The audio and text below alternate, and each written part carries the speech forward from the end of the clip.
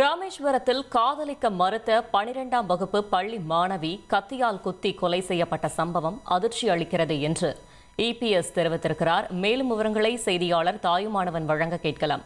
தாயுமானவன் வணக்கம். இபிஎஸ் என்ன தெரிவித்திருக்கிறார், முழு தகவலை சொல்லுங்க.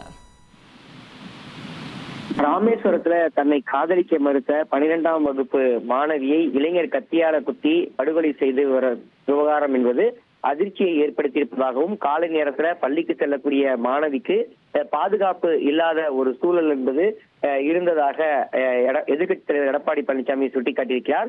குறிப்பாக பள்ளி மாணவியை கொலை செய்யும் அளவிற்கு குற்றவாளிக்கு இவ்வளவு துணிச்சல் எங்கிருந்து வந்தது? திமுக ஆட்சியில சட்டம் ஒழுங்கு என்பது சீர்கேட்டு இருப்பதாக அவர் சுட்டிக்காட்டியிருக்கிறார். மேலும் முதலமைச்சர் மு க ஸ்டாலினுடைய ஆட்சியில தொடர்ந்து பொதுமக்கள் மற்றும் பெண்கள் அச்சத்துடனேயே ஒவ்வொரு நாளையும் கடக்க வேண்டிய அவலச்சூழல் தமிழகத்துல இருப்பதாகவும், தமிழகத்திற்கு இது தலைகுனிவாக இருப்பதாக அவர் சுட்டிக்காட்டியிருக்கிறார். பெண்ணியம் போற்றும் தமிழகத்தை பெண்கள் பாதுகாப்பாக நடமாடவே முடியாத மாநிலமாக தற்போது மாறி இருப்பதாக அவர் குற்றச்சாட்டை சுமத்தியிருக்கக்கூடிய அவர், சட்டப்பூர்வமாக இந்த ராமேஸ்வரம் பள்ளி மாணவி கொலை செய்த குற்றவாளிக்கு உச்சபட்ச தண்டனையை கிடைக்க வேண்டும் என அவர் வலியுறுத்தியிருக்கிறார். தகவல்களுக்கு நன்றி தாயுமானவன்.